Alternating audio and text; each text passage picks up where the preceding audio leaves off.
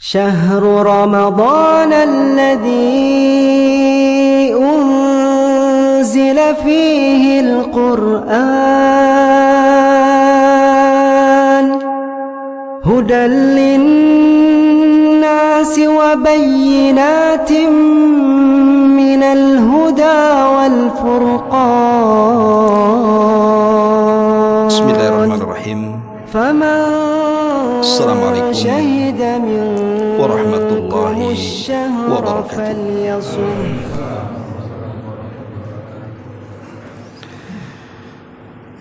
Bihamdillahi wassalatu wassalamu ala rasulillah wa ala alihi wa sahbihi wa mawalah wa la hawla wa la quwata illa billahi wa ba'du.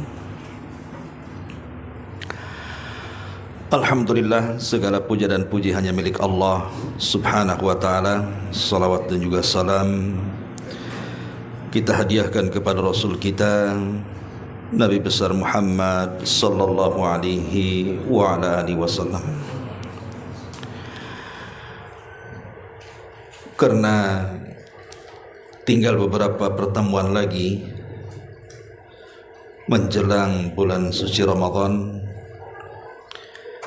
maka kajian pada malam hari ini dan malam-malam berikutnya kita fokuskan seputar materi Ramadan.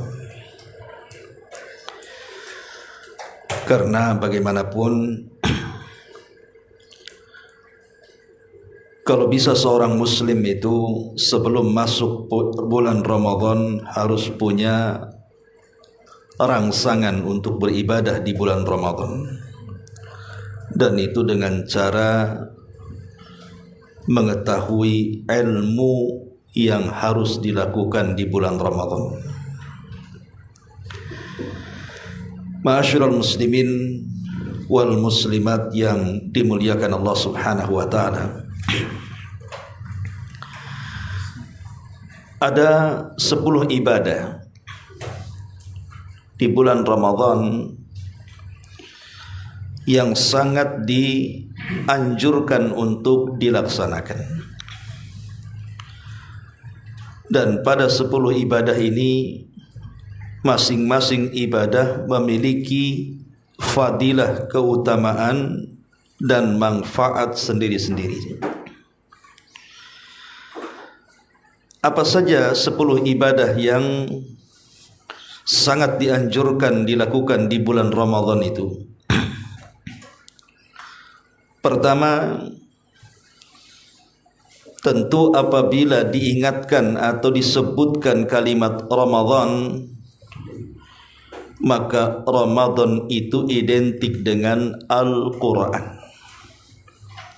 Berarti ibadah yang pertama di bulan Ramadan adalah memperbanyak membaca Al-Quran. Karena Ramadan sendiri adalah syahrul Quran. Jangan sampai kemudian di bulan Quran kita tidak membaca Quran. Alangkah malangnya orang-orang yang masuk di bulan Quran tidak ada satu huruf pun dari Quran yang dibacanya. Di dalam Al-Quranul Karim Allah subhanahu wa ta'ala secara tegas mengatakan Syahru Ramadhan alladhi unzila fihi Al-Quran. Bulan Ramadan itu adalah bulan diturunkannya Al-Quran. Yang dimaksud diturunkan Al-Quran itu ada 2 penafsiran para ulama. Pertama, maksudnya turunnya Al-Quran itu bidayatuhu, permulaannya. Jadi permulaan turunnya Al-Quran itu di bulan Ramadan. Maksud permulaan di sini maksudnya surat yang pertama kali turun kepada Rasul, surat apa? Surah Al-Alaq, atau dikenal dengan surah Al-Iqra. Surah Iqra bismi rabbikal ladzi khalaq. Kapan ini turun? saat Nabi SAW berada di Gua Hira, tepatnya di bulan Ramadan. Ini satu penafsiran. Penafsiran yang kedua, maksudnya turunnya Al-Quran di bulan Ramadan itu bukan permulaannya, bahkan keseluruhannya. Turun dari Lauhil Mahfud ke langit dunia yang disebut dengan Baitul Uzzah. Disitulah turunnya Al-Quran, langsung 30 juz dari Lauhil Mahfud ke Baitul Uzzah. Inilah yang diisyaratkan di dalam Al-Quran, inna anzalnahu fi lailatul qadr. Sesungguhnya Al-Quran turun di malam Lailatul Qadar, dan malam Lailatul Qadar adalah malam yang penuh berkah. Ma'asyiral muslimin wal muslimat rahimakumullah, kita tahu bahwa ketika Allah Subhanahu wa taala menurunkan Al-Qur'anul Karim, maka Al-Qur'an itu sebuah kalam Allah Subhanahu wa taala yang mengangkat segalanya. Makanya Nabi SAW mengatakan, innallaha yarfa'u bihadzal kitaba aqwaman. Sesungguhnya Allah itu terkadang mengangkat sebuah kaum karena Al-Quran. Ketika Allah Subhanahu wa taala menurunkan Al-Quran lewat malaikat Jibril, maka Jibril akhirnya dinobatkan menjadi Sayyidul Malaikah, pemimpinnya para malaikat. Ketika Al-Quran turun kepada Nabi SAW, maka Nabi SAW dinobatkan menjadi Sayyidul Anbiya wal Mursalin, pemimpinnya para Nabi dan Rasul. Ketika Al-Quran turun di bulan Ramadan, maka Ramadan menjadi Sayyidul Syuhur, pemimpinnya bulan-bulan. Ketika Al-Quran turun di malam Lailatul Qadar, maka malam itu menjadi malam terbaik dari seluruh malam dalam setahun. Ketika Al-Quran turun di kota Mekah dan Madinah, maka kota Mekah dan juga Madinah menjadi kota dua tanah haram, karena turunnya Al-Quran di dua kota ini. Makanya ada istilah Makkiyah, ada istilah Madaniyah. Karena Mekah tempat turunnya Quran, maka Mekah yang pertama kali tanah terbaik dalam satu dunia. Kemudian disusul dengan kota Madinah. Kemudian ketika Al-Quran ini turun kepada umat Nabi SAW, umat Islam, maka Allah katakan, kuntum khaira ummah, kalian menjadi sebaik-baik umat. Ketika Al-Quran turun dijadikan landasan bagi agama Islam, maka tidak ada agama yang lebih mulia di permukaan bumi ini melebihi Islam. Karena Allah yang mengatakan, inna dina indallahil Islam. Sesungguhnya agama yang paling diridhoi Allah hanyalah agama Islam. Bayangkan kalau Quran mengangkat Jibril, Quran mengangkat Rasul, Quran mengangkat bulan, Quran mengangkat malam, Quran mengangkat tempat Mekah dan Madinah, bahkan memuliakan umat Islam serta agama yang dibawanya. Kalau seandainya Quran ini kita letakkan di dada-dada kita semuanya, kira-kira apa yang terjadi? Maka Rasul mengatakan, khairukum man ta'allamal Qur'ana wa 'allama. Sebaik-baik kalian adalah orang yang belajar Al-Quran dan mengajarkan Al-Quran. Quran ini memuliakan segalanya. Bahkan sebuah kertas yang terkadang dari kertas ini bisa menjadi koran, bisa menjadi majalah, bisa menjadi buku tulis dan yang semacamnya. Kalau seandainya kertas ini tertuliskan Al-Quran, maka nilai kertas ini akan berbeda dengan kertas-kertas yang lainnya. Kalau seandainya ada kertas bagian daripada Quran tercecer umpamanya, kemudian juga di situ ada kertas koran, ada majalah, dan yang semacamnya. Tentu tidak ada orang yang berani menyapu Quran, tapi dia bisa saja menyapu majalah, menyapu buku tulis.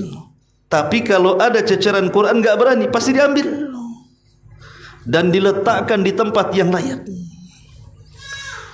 Tapi kalau koran, majalah, buku tulis dan yang semacamnya, bisa saja jadi bungkus kopi, bisa saja jadi bungkus nasi.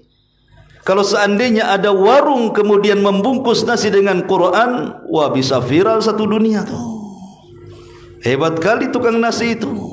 Bungkusnya saja pakai kertas Quran. Bisa dihujat satu dunia, ikhwan. Itulah Al-Quran, sampai ke kertas dimuliakan. Padahal kertas itu makhluk, sementara isi Quran itu kalamullah. Itulah kemuliaan Quran sesungguhnya kalau orang memahaminya.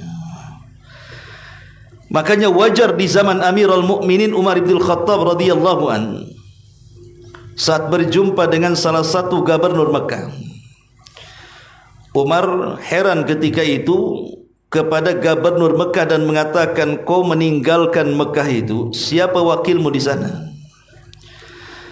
Maka kata gubernur Mekah ini, ada wakilku namanya Abdurrahman ibn Abza.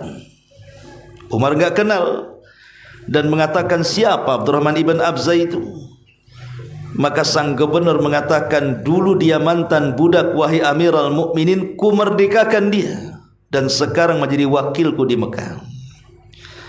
Kata Umar, apakah kekurangan orang-orang yang merdeka? Kenapa mesti diambil dari mantan budak?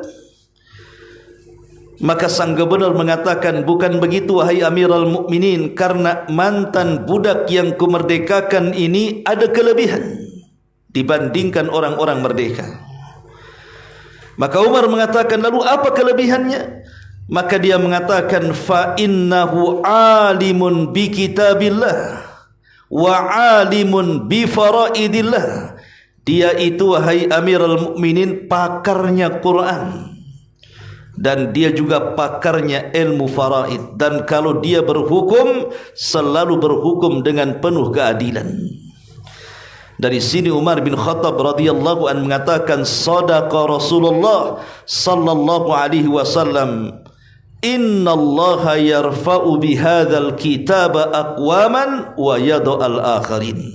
Sungguh benar ucapan Nabi sallallahu alaihi wasallam yang mengatakan bahwa terkadang Allah mengangkat beberapa kaum dengan Al-Quran, sebagaimana Allah pun merendahkan beberapa kaum dengan Al-Quran. Lihat, Al-Quran itu mengangkat segalanya. Makanya jangan sampai kemudian kita masuk di bulan Quran, tidak ada satupun ayat yang dibaca di dalam bulan Quran itu. Sangat aib bagi seorang muslim. Maka minimalnya kita memiliki azam kalau di bulan Ramadan itu setidak-tidaknya mampu menghatamkan Quran satu kali. Imam Malik rahimahullahu ta'ala, dia selalu mengajar di Masjid Nabawi, mengajar hadis Nabi sallallahu alaihi wasallam. Tapi kalau datang Ramadan, maka dia tutup buku hadisnya, dia liburkan pengajiannya, dia ambil mushafnya, kemudian dia membaca Quran dari mushaf, padahal dia hafal Quran. Tetap dia membaca mushaf, dan dia fokuskan membaca Quran itu selama bulan Ramadan. Kenapa? Karena tahu Ramadan adalah bulan Quran, sehingga disibukkan dengan Al-Quran. Dan hampir semua ulama salaf, mereka menghatamkan Quran, ada yang 1 hari sekali, ada yang 2 hari sekali, ada yang 3 hari sekali. Apabila datang 10 akhir Ramadan, maka mereka pun ada yang menghatamkan siang 1 kali dan malam 1 kali. Karena mereka tahu bahwa Ramadan syahrul Quran, sehingga mereka sangat mengagungkan Al-Quran. Maka amalan yang pertama, baca Al-Quran. Kalau pahalanya sudah jelas, 1 huruf saja 10 pahala. Ini amalan yang pertama. Kemudian amalan yang kedua adalah puasa. Kalau disebut Ramadan saja mesti identik dengan puasa. Di dalam sebuah ayat Al-Quranul Karim, apabila datang bulan Ramadan selalu ayat ini dibaca oleh kalangan khatib. Kalau antum tidak hafal terlalu, karena biasanya ayat ini selalu terngiang-ngiang terbaca dalam khotib-khotib mimbar-mimbar Jumat atau dalam kultum-kultum Ramadan. Apa ayatnya? Allah Subhanahu wa taala berfirman, "Ya ayyuhalladzina amanu kutiba alaikumusiyam kama kutiba alal ladzina min qablikum la'allakum tattaqun." Wahai orang-orang yang beriman, diwajibkan kepada kalian berpuasa sebagaimana puasa ini diwajibkan kepada umat sebelum kalian. Apa hikmahnya? Agar kalian bertakwa. Dari sini kita tahu bahwa puasa ini bukan hanya syariat yang disyariatkan kepada umat Islam saja, tapi puasa juga syariat yang disyariatkan kepada umat-umat terdahulu sebelum kita. Walaupun boleh jadi mungkin berbeda caranya, tapi intinya berpuasa. Seperti kita umat Islam puasa di siang hari, dimulai dari terbit fajar shadiq sampai terbenam matahari. Tapi ada di zaman dulu itu puasanya di malam hari, seperti umatnya Nabi Musa, mereka puasa di malam hari. Tapi kan intinya puasa, kewajibannya sama walaupun caranya berbeda. Lah di sini Allah Subhanahu wa taala memuliakan memulakan dengan kalimat ya ayyuhalladzina amanu. Abdullah bin Mas'ud radhiyallahu an menjelaskan, kalau ada panggilan di dalam Al-Qur'an ya ayyuhalladzina amanu, maka perhatikan pendengaranmu kepada ayat setelahnya. Karena biasanya setelah panggilan ini ada perintah yang sangat besar yang Allah perintahkan, atau ada larangan yang sangat bahaya yang Allah larang. Ketika Allah Subhanahu wa taala memanggil dengan panggilan ya ayyuhalladzina amanu, ini menunjukkan bahwa panggilan ini sangat istimewa. Kenapa? Karena tidak memanggil secara umum. Kan di Quran itu kan ada panggilan umum ya ayyuhan nas, wahai manusia. Berarti khitabnya kepada semua manusia kan. Mukminnya kena, kafirnya juga kena. Tapi kalau ya ayyuhalladzina amanu kan tidak terkena orang-orang kafir. Karena yang dipanggil kita orang-orang yang beriman. Secara otomatis siapapun yang mengaku dia beriman kepada Allah, dia harus terpanggil dengan ayat ini. Kalau seandainya ada 3 orang jual es, 1 es campur, 1 es doger, satunya es apa? Cendol namanya kan. Antum panggil cendol, kira-kira es doger ngelirik enggak tuh? Enggak, ya kan? Karena yang dipanggil kan cendolnya. Berarti yang akan datang kepada kita pasti yang dipanggil kan? Es doger dan yang lainnya tidak akan datang karena tidak dipanggil masalahnya. Masalahnya kalau seandainya kita panggil, saya beli wahai cendol umpamanya, kemudian dia tidak mau datang, dia diam saja. Kira-kira kita katakan apa? Budek, panggil kok nggak mau datang, kan itu. Artinya kalau seandainya kita terapkan kepada ayat ini, ada orang yang mengaku beriman, kemudian diperintahkan oleh Allah berpuasa dengan cara apa? Disuruh jangan makan di siang hari, kemudian dia makan, berarti dia mukmin budak namanya. Disuruh puasa malah makan, disuruh menahan minum malah minum, itu namanya mukmin budak namanya. Dipanggil kok malah hendak menurutkan gitu ya.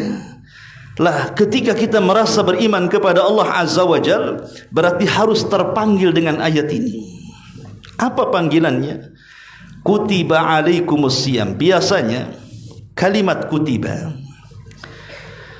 itu digunakan dalam Quran itu pada perkara-perkara berat. Kenapa Allah tidak mengatakan furidha umpamanya, difardukan? Kan sama saja bahasa Arabnya. Kenapa menggunakan kutiba? Kutiba itu artinya dicatat. Ya kalau diterjemahkan sama juga artinya diwajibkan. Biasanya Quran kalau menyebut kewajiban menggunakan kalimat kutiba, berarti ibadah setelahnya itu bukan ibadah biasa, tapi ibadah yang sangat berat dilaksanakan. Contoh, Allah Subhanahu wa taala mengatakan, "Ya ayyuhalladzina amanu kutiba alaikumul qital." Wahai orang-orang yang beriman, diwajibkan kepada kalian perang. Perang berat atau tidak? Berat. Tidak semua orang sanggup perang loh ya. Kalau orang tidak punya keberanian, jangankan mendengar ledakan pistol, ledakan mercon saja lari dia. Enggak punya keberanian. Karena tidak semua orang bisa jihad. Terkadang mukmin itu ada yang pengecut juga. Atau mungkin umpamanya Allah mengatakan ayat yang lain, kutiba alaikumul qisas, diwajibkan atas kalian hukum qisas. Qisas itu berat. Terkadang orang membunuh dengan entengnya, dia membunuh. Ketika kemudian dia dihadapkan kepada pengadilan dan akan dikisos sebagaimana dia membunuh, dia harus membunuh, harus dibunuh. Terkadang berat kita mau dibunuh, padahal ketika membunuhnya enteng tuh. Ya. Lah sama juga ketika Allah mengatakan kutiba alaikumusiyam, diwajibkan atas kalian puasa, karena puasa ini ibadah berat masalahnya. Ibadah berat. Beda dengan sholat, waktunya bisa disingkat sesuai dengan selera surat yang kita baca. Mau cepat inna a'tayna kul huwallah, mau lambat lam yakunil dan an-naba, kan begitu. Bisa disetel lah volumenya kan, antum mau berapa menit tuh ya. Jadi puasa ini tidak bisa disetel volumenya, memang waktunya pas gitu ya. Ketika terbit fajar shadiq saja sudah tidak boleh makan, tidak boleh minum, menahan syahwat, kemaluan dan begitu seterusnya sampai terbenam matahari. Dan godaannya sangat banyak sekali orang puasa itu, macam-macam godaan.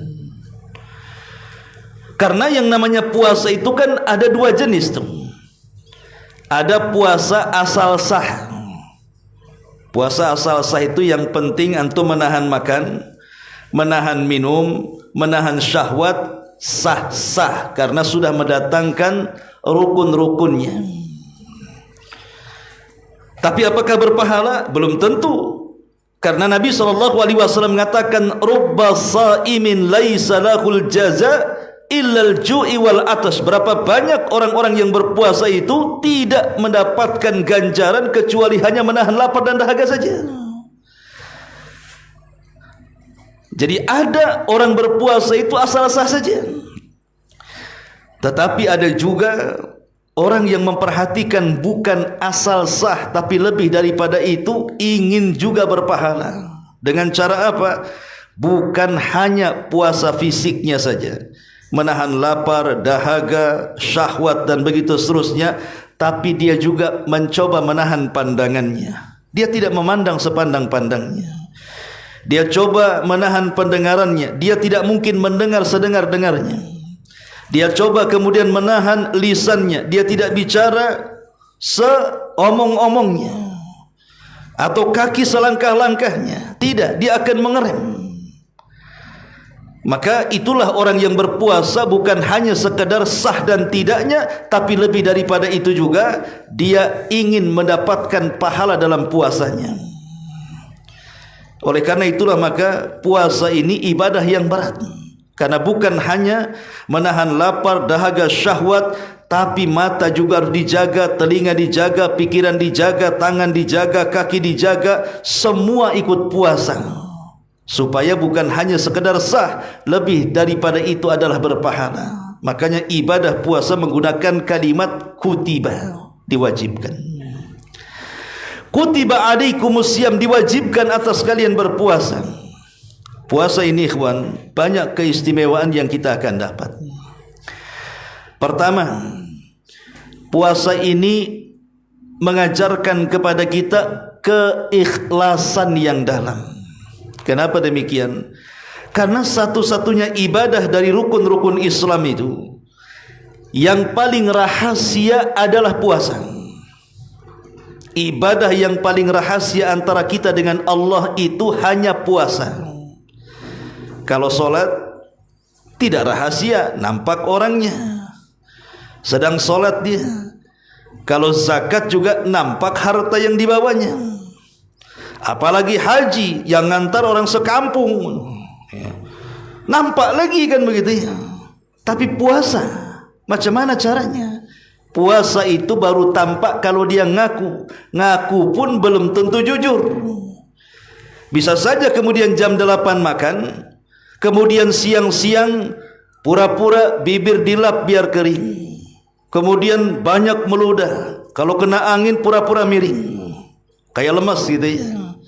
Padahal tak puasa dia. Kemudian dikata puasa bang, puasa saya katanya. Percaya, bisa saja orang percaya, karena tidak bisa orang mendeteksi dia sedang puasa atau tidak kan. Lain kalau solat. Solat orang bisa menilainya. Umpamanya, oh ini solatnya mantap ini. Kenapa? Nampak khusyuknya. Ya. Wah ini sedekahnya berani nih. Kenapa? Nominalnya besar kan itu. Oh ini orang ini hajinya mabrur ini. Kenapa? Makin baik, dulu mabok sekarang tak mabok umpamanya. Ya, umpamanya kan ada perubahan gitu ya. Tapi orang puasa nggak bisa dideteksi.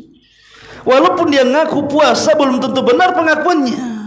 Karena puasa itu adalah ibadah yang bersifat rahasia antara si pelaku dengan Allah Subhanahu wa taala. Tidak bisa dinilai orang berpuasa itu.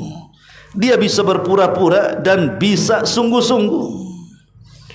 Bahkan dahulu di zaman salaf ada seorang ulama setiap hari puasa keluarganya tidak tahu.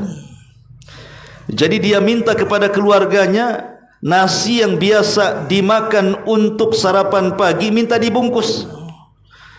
Kemudian di tengah jalan disedekahkan kepada orang. Kemudian pulang maghrib baru dia berbuka dan itulah makan malamnya. Sampai seperti itu lama dulu itu. Ini keutamaan yang pertama, bahwa puasa adalah ibadah yang melahirkan keikhlasan. Yang kedua, satu-satunya pahala yang tidak disebutkan nominalnya dari seluruh ibadah adalah puasa. Kalau solat jelas pahalanya, haji jelas pahalanya, baca Quran jelas pahalanya. Tapi kalau puasa itu tidak dijelaskan berapa nominalnya. Makanya ada sebuah hadis Nabi mengatakan, as-sawmu li wa ana ajzi bihi. Puasa itu untukku kata Allah, aku yang akan membalasnya. Kalau seandainya saya punya pekerjaan, menawarkan pekerjaan kepada antum semuanya, silahkan bekerja kepada saya. Pamannya anggap saja kerja bangunan, saya gaji satu hari 100.000, kan murah tuh umpamanya. Karena biasanya rata-rata di atas 100, tapi saya kalau mau kerja sama saya kasih 100.000. Kalau disebutkan nominalnya, apalagi nominalnya itu tidak besar, yang namanya murah kalau kita perhatikan pasti dia rajin. Tapi kalau kita pergi pasti dia kendor, pura-pura duduk nyantai, nanti datang bos baru kerja lagi, kan begitu. Itu kalau disebutkan nominalnya tuh. Coba kalau seandainya tidak disebutkan nominalnya, kamu kerja saja dengan baik sama saya, soal berapa gajinya nanti aku bayar, nggak disebutkan nominalnya. Maka kalimat soal nominalnya berapapun nanti saya bayar, ini ada dua kemungkinan. Kemungkinan kalau dia bekerja mendapatkan gaji besar, atau kemungkinan sama sekali tidak mendapatkan gaji besar. Iya kan? Kalau ngomong begitu kan, kemungkinan mungkin saya akan kasih lebih, atau kemungkinan sama sekali nggak digaji kan. Ya. Makanya kalau seandainya kemudian saya mengatakan seperti itu, pasti antum yang bekerja kepada saya akan lebih hati-hati lagi tuh. Jangan sampai mengecewakan bosnya, sebab kalau sampai mengecewakan takutnya tidak digaji. Dan kalau sampai tidak mengecewakan, boleh jadi mungkin gajinya jauh lebih besar di antara gaji-gaji rata-rata. Lah begitulah puasa di sisi Allah Subhanahu wa taala.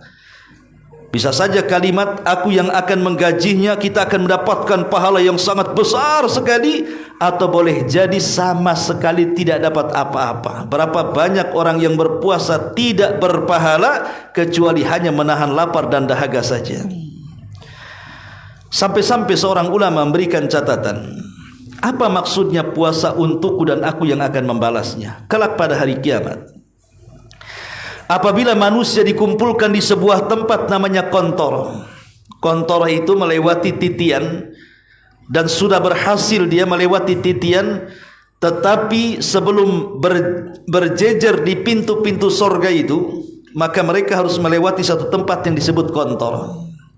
Kontor inilah tempatnya orang kisos, tempatnya orang tukar pahala dan barter dosa.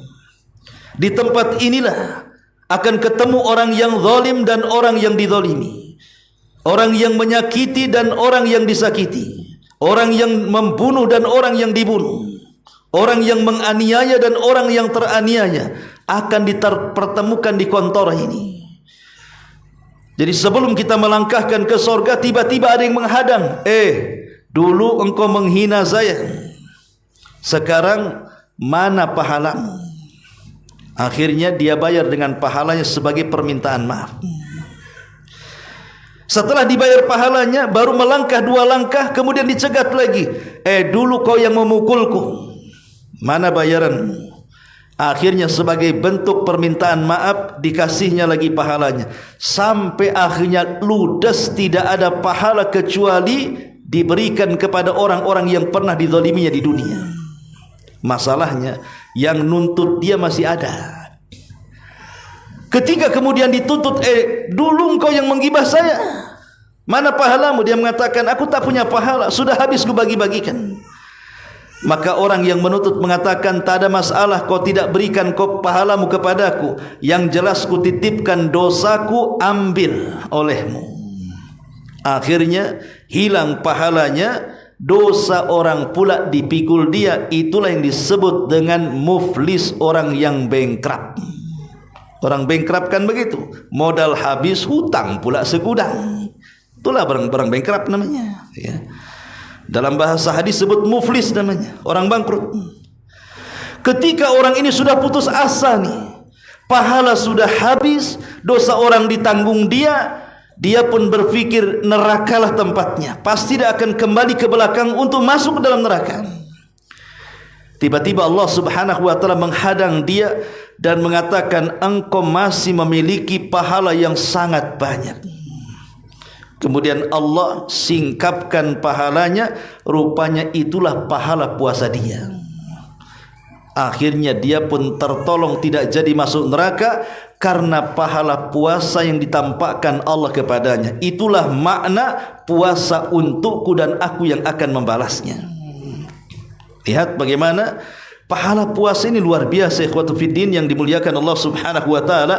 Karena inti daripada puasa adalah melatih kesabaran.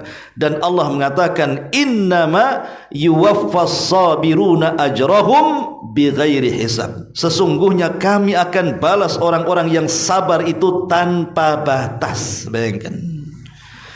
Karena ibadah puasa ini mencakup 3 kesabaran, ikhwan.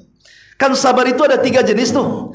Pertama, sabar saat walaupun dia sendirian dalam rumah, tidak ada yang melihat, makanan di depan dia tidak akan dimakan. Sebab kalau dimakan dia sedang bermaksiat kepada Allah Azza wa Jalla. Walaupun makan itu halal dimakan, ya. Ataupun sabar ketika menerima qada dan qadar. Yang namanya puasa, lapar-lapar itu bagian takdir. Yang namanya puasa karena tak minum kemudian haus-haus itu bagian daripada takdir. Maka sabarlah dengan takdir. Orang tak makan lapar, orang tak minum haus, orang tak melakukan hubungan nafsunya kemudian menginginkannya. Sabar. Karena itu semua takdir Allah Subhanahu wa ta'ala. Lah karena puasa ini terangkum 3 kesabaran, wajar kalau seandainya puasa orang yang pahala orang yang berpuasa itu tanpa batas. Ini yang ketiga, yang kedua. Yang ketiga, puasa ini ikhwan bisa meredam semua jenis hawa nafsu. Kita tahu bahwa hawa nafsu itu sumbernya syahwat. Dan syahwat itu biasanya ada di 4 perkara. Syahwat itu biasanya ada di 4 perkara. Pertama, fudulut ta'ami wasyarab, terlampau banyak makan dan minum. Berlebihan dalam makan dan minum itu bagian daripada syahwat perut. Yang kedua, fudulul kalam, banyak bicara karena mengikuti syahwat. Siapa yang banyak bicaranya pasti banyak keplesetnya. Siapa yang banyak keplesetnya pasti banyak salahnya. Siapa yang banyak salahnya neraka tempatnya. Ya. Kemudian yang ketiga, fudulun naum, banyak tidur, akhirnya jadi malas. Kemudian yang keempat, fudul mukhalatatin nas, berlebihan dalam bergaul. Akhirnya karena berlebihan dalam bergaul, sesuka-suka dia ke sana kemari menghabiskan waktunya tanpa ada faedahnya karena terdorong syahwat. Empat-empatnya bisa dikalahkan dengan puasa. Orang puasa jelas tak makan dan minum. Macam mana mau berlebihan makan dan minum? Makan minum pun tidak. Ya. Yang masalahnya begini, terkadang ada orang yang berpuasa itu model puasa dendam. Gak apa-apa, siang lapar, tapi kalau maghrib tunggu katanya. Ada yang kayak gitu. Sehingga akhirnya ketika betul-betul datang maghrib, itu makanan satu meja yang tadinya di meja pindah ke perut dia, ikhwan. Akhirnya seolah-olah ketika siang dia mati-matian menahan lapar, ketika malam mati-matian kekenyangan. Kan itu. Kan ada orang kayak gitu tuh. Akhirnya malas salat isya, malas tarawih, kan begitu. Ya, itu kan syahwat namanya. Ya. Jadi dengan puasa itu ya harusnya betul-betul ya menahan lapar, menahan dahaga. Yang kedua, orang puasa itu bawaannya kan lapar, ikhwan. Orang lapar ini biasanya susah tidur. Makanya saya sendiri rasakan dulu itu kalau susah tidur makan pasti cepat tidur tuh. Kenapa tak tidur? Lapar katanya. Kalau udah tidur ngorok dia. Ya. Tapi anehnya banyak orang yang puasa malah banyak tidur pula. Padahal lapar. Rupanya memang sudah direncanakan malamnya tak tidur katanya. Sengaja malamnya begadang, kemudian tidurnya ba'da subuh, duhur bangun sholat tidur lagi, asar bangun sholat tidur lagi, bangunnya 5:30, setengah jam dia puasa. Nah, ada orang kayak gitu tuh. Nah, ya, jadi ini juga bagian daripada mengalahkan syahwat tidur. Karena biasanya orang lapar kalau memang malamnya sempurna tidurnya, pasti siangnya nggak bisa tidur karena lapar tuh. Kemudian orang bicara itu kan bawaannya haus. Orang puasa itu bawaannya haus. Makanya cenderung orang puasa itu lebih banyak diam dibandingkan bicara. Sehingga syahwat bicara agak ngerem. Ya. Kenapa? Kalau banyak bicara nanti haus, nanti batal pula dia. Terpaksa dia pun menjadi pendiam tuh orang puasa tuh. Bukan karena bisu, tidak, karena dia memang malas bicara. Ya. Kemudian mukhalatutun nas, yang ketika sebelum puasa itu wah kesana kemari bergaul, mau siang, mau sore, mau malam jalan kesana kemari. Kalau sudah puasa malas orang mau jalan kesana kemari itu. Ngabuburit pun nunggu sore kan gitu.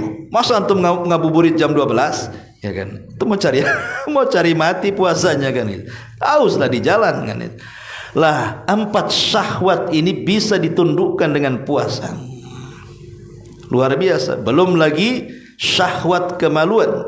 Nabi mengatakan, ya ma'syarasy syabab, man istata'a minkumul ba'ah falyatazawwaj fa innahu aghaddu lil basar wa ahsanu lil faraj, faman lam yastati fa alaihi bisawm fa inna lahu wija, kata Rasul. Anak-anak muda, siapa di antara kalian yang sanggup menikah, karena dengan menikah itu mampu menundukkan pandangan dan bisa mampu membersihkan hati dan kemaluannya. Tapi kalau tidak bisa, kata Rasul, berpuasalah, karena puasa itu benteng antara kita dengan syahwat.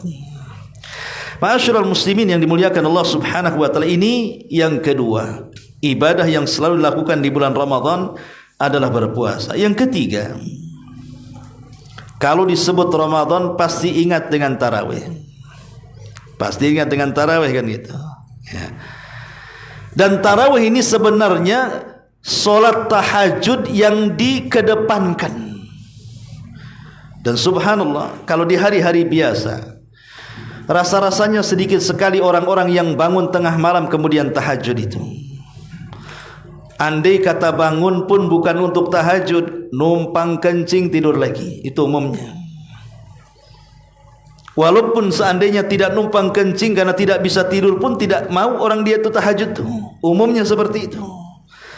Tapi subhanallah, kalau sudah datang Ramadan, lihat, tidak ada satupun masjid, tidak ada satupun musola kecuali membludak orang yang tarawih tahajud disegerakan itu. Luar biasa. Masalahnya banyak orang yang memperhatikan tarawih tapi meninggalkan kewajiban. Tarawihnya paling depan, subuhnya ngilang. Ya. Tarawihnya tiap malam tapi 5 waktunya tidak pernah dilakukan. Kan aneh orang seperti ini. Dia tidak bisa membedakan mana wajib mana sunnah. Bahkan yang lebih parah lagi, ya, sudah tidak tarawih, tidak solat wajib, itu parah lah itu. Itu parah kan gitu. Jadi ada orang yang tidak bisa membedakan mana sunnah mana wajib. Ada juga yang tidak bisa membedakan mana yang lebih wajib di antara yang wajib. Ada orang puasa Ramadan tapi tak solat wajib. Kau puasa rajin kali tapi solat tak pernah. Jawabannya, janganlah kali aku banyak dosa, katanya. Udah tak solat tak puasa pula. Jawabannya, dia tidak tahu bahwa puasa yang kau lakukan lo percuma kalau engkau meninggalkan solat 5 waktu. Karena solat 5 waktu itu barometer kebaikan ibadah-ibadah di luar daripada solat. Rasul yang mengatakan, fa in saluhat salatuhu saluha sairu amali, wa in fasadat salatuhu fasadas sairu amalihi. Kalau baik solatnya maka amalan yang lain dianggap baik. Tapi kalau jelek solatnya, amalan yang lain jangan harap dianggap baik. Karena yang pertama dihisabkan solatnya. Kalau solatnya baik berarti puasanya dianggap baik, hajinya dianggap baik, zakatnya dianggap baik. Tapi kalau jelek solatnya, maka itu semua tidak akan dianggap. Lah ini aneh ya di orang-orang awam ini. Mereka meninggalkan solat 5 waktu tapi rajin puasa Ramadan. Yang aneh bin ajaibnya lagi, kalau sudah mendekati maghrib tanya azan. Dah azan belum betul? Tanya azan pula dia. Bukan untuk sholat maghrib kan gitu, untuk buka. Ya. Yang lebih aneh bin ajaib, lebih lagi ajaib, tanya kurma lagi. Mana kurma? Apa? Kenapa tanya kurma? Itu sunnah Nabi katanya. Sunnah Nabi, kurma masih ingat dia. Tapi sholat pula tak ingat. Ma'asyiral muslimin yang dimuliakan Allah Subhanahu wa taala. Jadi salat tarawih ini adalah ibadah yang sangat mulia. Bahkan dalam sebuah hadis, ya, Nabi SAW bersabda, jadi barang siapa man qama ramadhanan imanan wahtisaban ghufira lahu ma taqaddama min dambi. Barang siapa yang tegak melaksanakan salat tarawih penuh dengan iman dan harapan pahala, maka Allah Subhanahu wa taala akan ampuni dosanya. Dalam riwayat yang lain, Nabi SAW mengatakan, man qama innar rajula idza qama ma'al imami hatta yansarifa kataballahu lahu qiyama lailatin. Kalau kita salat tarawih berjamaah bersama imam, kemudian kita tidak berpaling sampai imam berpaling, sampai imam selesai baru kita ikut selesai, maka seolah-olah kita menghidupkan malam itu dengan qiyamul lail dari isya sampai subuh. Itu pahalanya. Jadi kalau kita ini sholat malam sendirian, ba'da isya sampai subuh, itu sudah terwakili pahalanya dengan sholat tarawih berjamaah bersama imam, nunggu imam keluar baru kita keluar.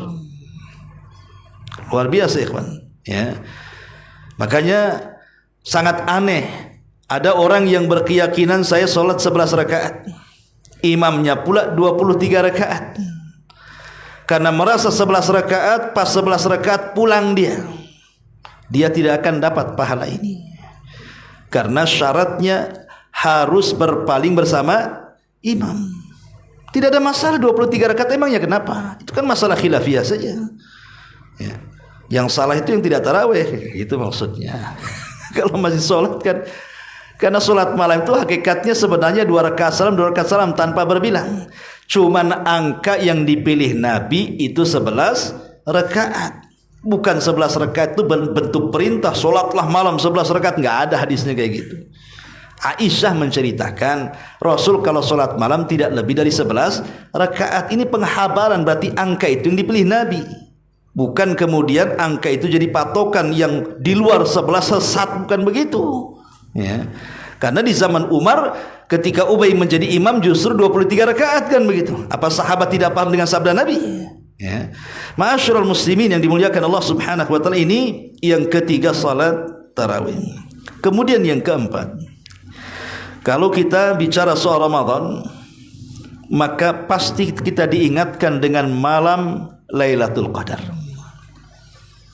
Karena hanya di bulan Ramadan tuh Lailatul Qadar itu.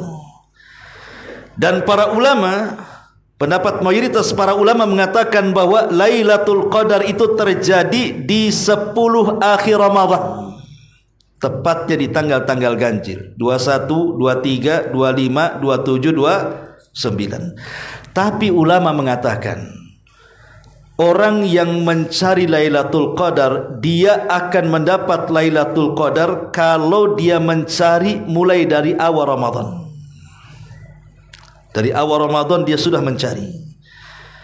Jadi sudah berjaga-jaganya itu dari awal Ramadan. Karena ada orang yang mencari Lailatul Qadar itu menggunakan teori ngintip. Kalau sudah 10 akhir Ramadan, diintipnya itu tanggal 20 tak ke masjid, 21 nongol di masjid. Kok nongol? Iya, tanggal ganjil katanya. Nanti 22-nya ngilang lagi, 23-nya muncul lagi ke masjid ya. Besoknya tanggal 24-nya ngiles lagi, tidak nampak. Tanggal 25 paling depan. Kenapa kok kemarin tak ke masjid? Lah kemarin kan tanggal genap kan. Jadi itu ngintip cari Lailatul Qadar, ikhwan. Orang yang seperti ini selamanya tidak akan mendapatkan Lailatul Qadar. Tidak akan mendapatkan Lailatul Qadar. Orang yang ingin mendapatkan Lailatul Qadar dari awal Ramadan kita sudah cari itu. Hidupkan malamnya dari awal Ramadan sampai akhir Ramadan, maka pasti kita akan mendapatkan Lailatul Qadar. Dan Lailatul Qadar ini adalah anugerah yang Allah anugerahkan kepada kita. Bayangkan, ibadah satu malam itu sama dengan 83 tahun 6 bulan, atau bahasa Quran itu 1000 bulan. Ibadah satu malam itu bobotnya sama dengan ibadah 1000 bulan alias 83 tahun 6 bulan. Kan luar biasa ya. Padahal begini ikhwatu fiddin, kalau seandainya kan rata-rata usia umat Rasul itu jaranglah ke 80 tahun itu. Ada tapi jarang. Karena biasanya di bawah 70 itu kebanyakan banyak yang meninggal. Umumnya ya, walaupun adalah sedikit yang kemudian meninggal di atas 70 atau 80 tahun. Tapi kalau sampai 80 tahun itu jarang. Apalagi di zaman sekarang ya. Di zaman sekarang justru sensus kematian itu lebih banyak dikuasai anak-anak muda dibandingkan orang-orang tua kan. Kematian di zaman sekarang justru kebanyakan anak-anak muda dibandingkan nenek-nenek dan yang sudah tua. Kenapa? Karena yang mati itu rata-rata gara-gara trek-trekan. Nggak ada kakek-kakek trek-trekan, ya kan? Gara-gara narkoba, ngelem, apa semua itu kan anak-anak muda tuh. Kakek-kakek itu ngopi nggak mati, ya udah mabok kan gitu ya. Jadi sensus penduduk memang seperti itu, kematian di zaman sekarang justru anak-anak muda. Yang saya ingin katakan begini, saya kalau buat analogi seperti ini, kalau seandainya ada orang yang selama 50 tahun dia melakukan dosa, Setelah kemudian usia 50 tahun menyesal dia. Hijrahlah dia menjadi jauh lebih baik lagi. Yang dulu tidak salat akhirnya salat. Yang dulu maksiat akhirnya berhenti maksiat. Yang dulunya akhlaknya buruk akhirnya menjadi baik. Dulunya tidak pernah ke masjid jadi ahli masjid. Pokoknya hijrahlah. Betul-betul hijrah. Rupanya di usia 60 tahun dia meninggal.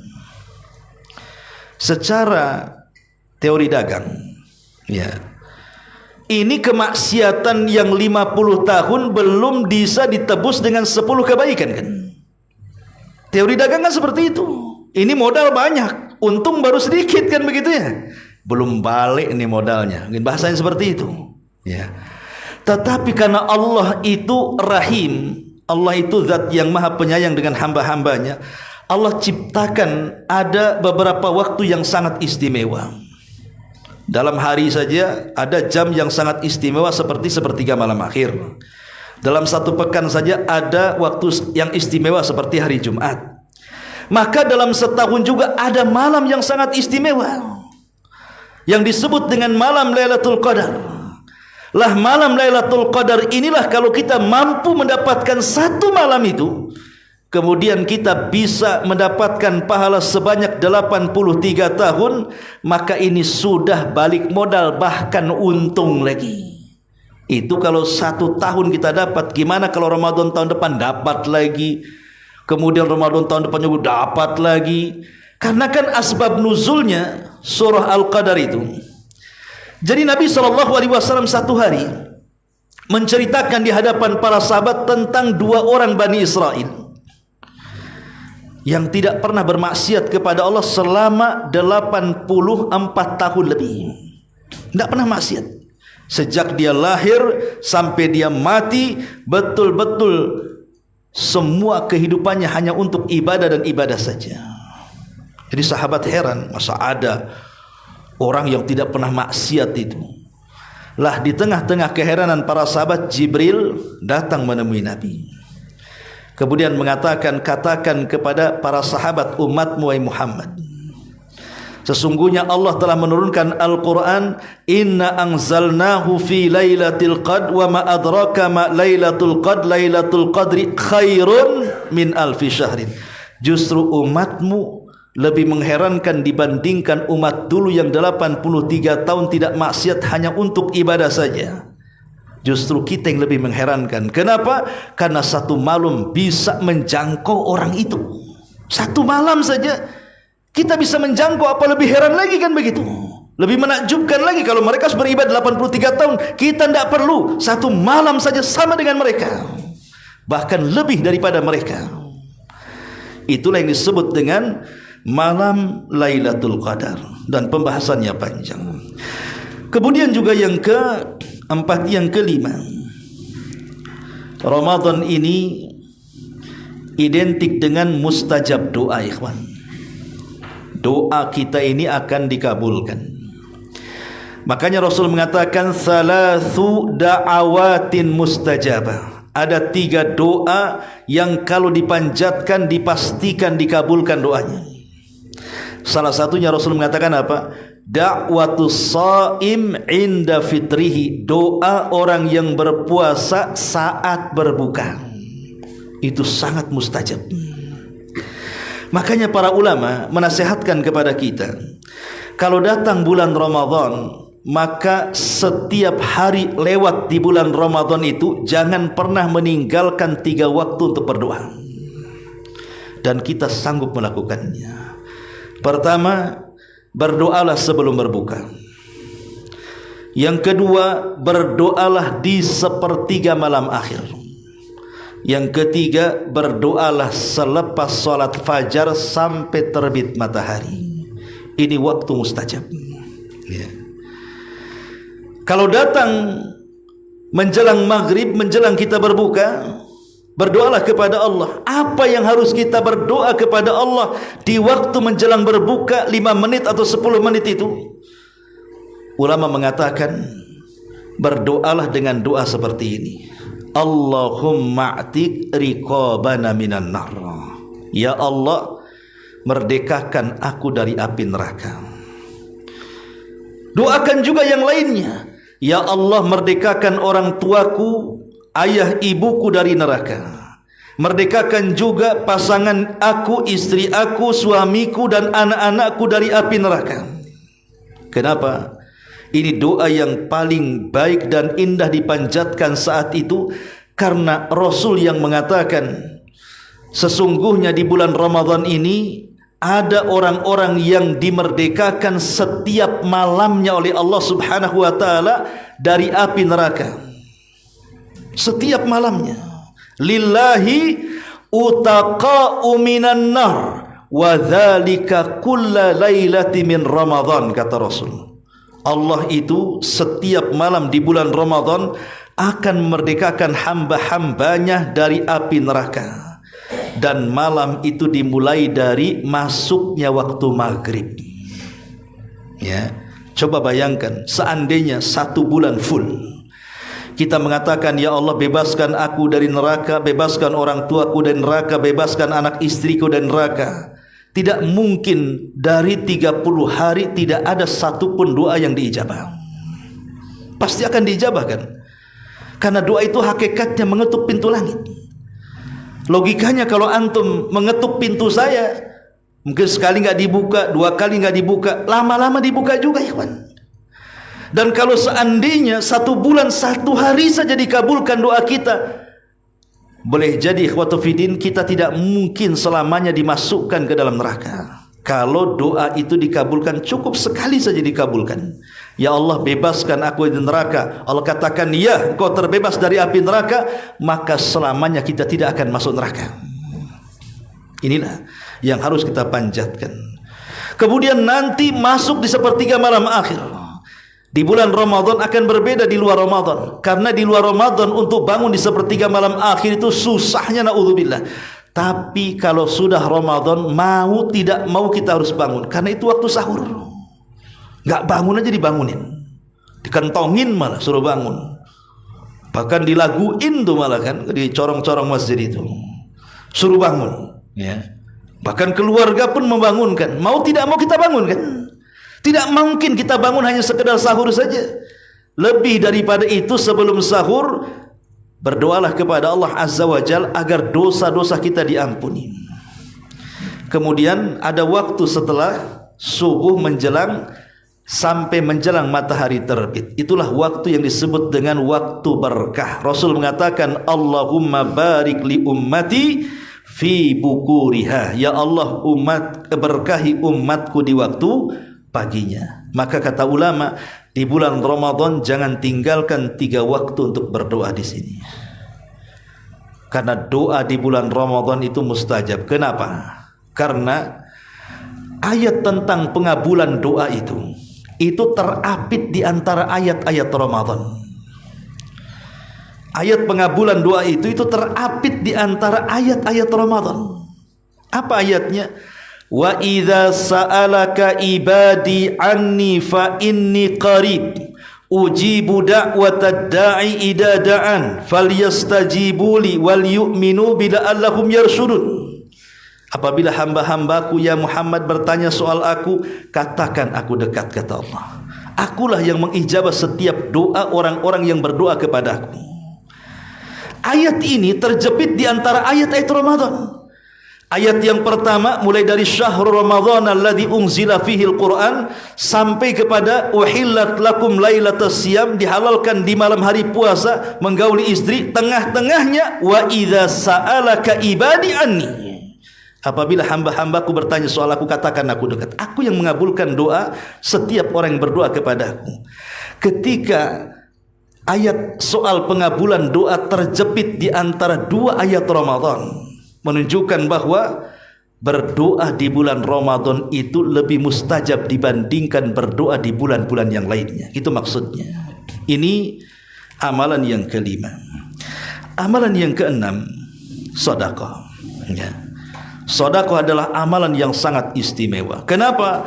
Karena Nabi SAW sendiri menunjukkan sikap kedermawanan di bulan Ramadan itu. Bahkan lebih kencang dibandingkan angin yang bertiup. Bahkan akan lebih dermawan lagi, melebihi sebelumnya apabila Jibril datang menemuinya. Maka disebut oleh Aisyah radhiyallahu anha, kana an-nabiy sallallahu alaihi wasallam ajwadan nas wa ajwadu ma yakunu hina yalqahu Jibril. Rasul itu kalau datang Ramadan sangat dermawan dan akan lebih-lebih kedermawanannya kalau dia berjumpa dengan Jibril. Menunjukkan bahwa Ramadan itu juga adalah bulan sedekah. Dan subhanallah, ya, memang Allah gerakkan hati-hati manusia itu di bulan Ramadan, ikhwan. Sedekah yang paling banyak itu di bulan Ramadan.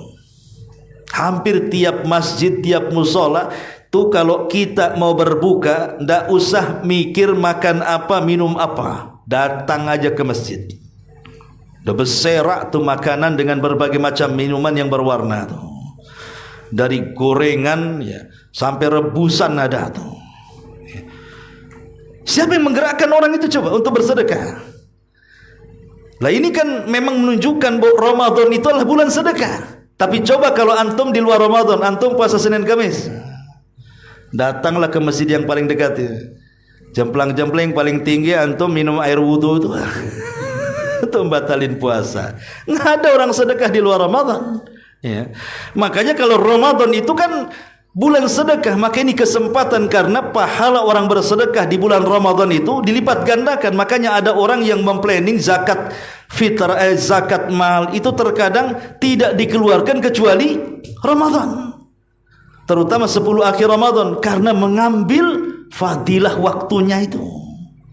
Nah ini juga amalan yang sangat istimewa, sedekah. Kemudian yang nomor 7, umroh. Kalau bagi yang mampu gitu ya, bisa untuk berangkat. Kebetulan saya ada 3 seat lagi. Nah, siapa yang mau gabung? Sekalian promo.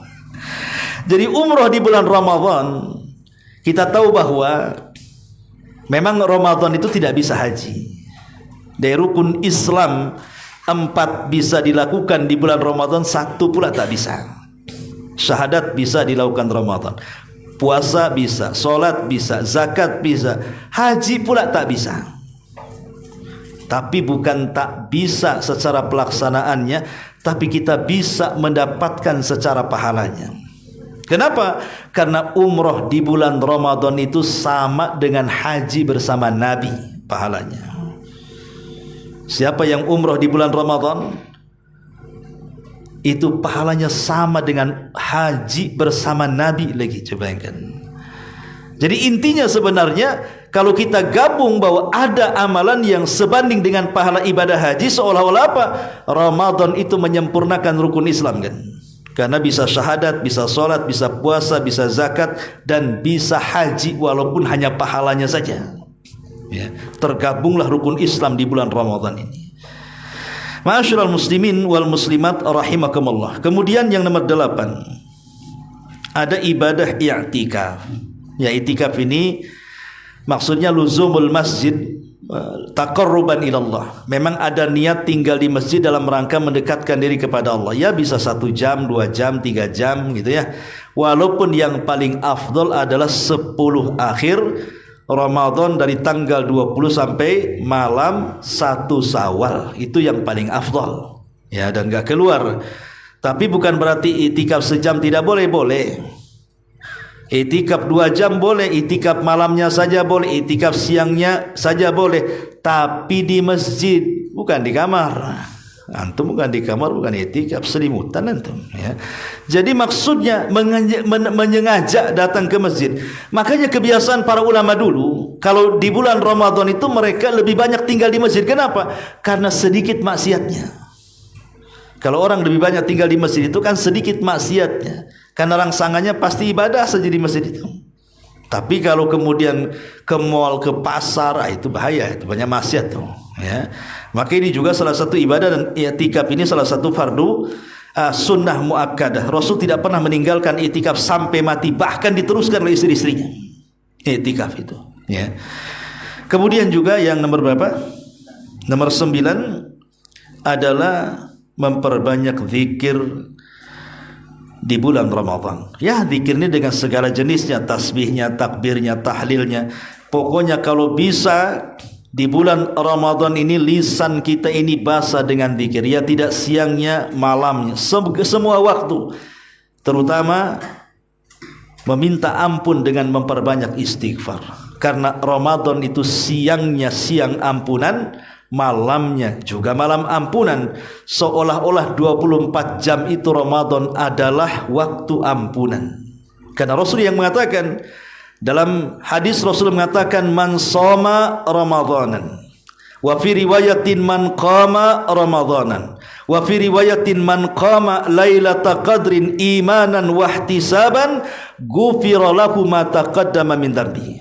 Barang siapa yang puasa di bulan Ramadan, puasa kapan? Siang.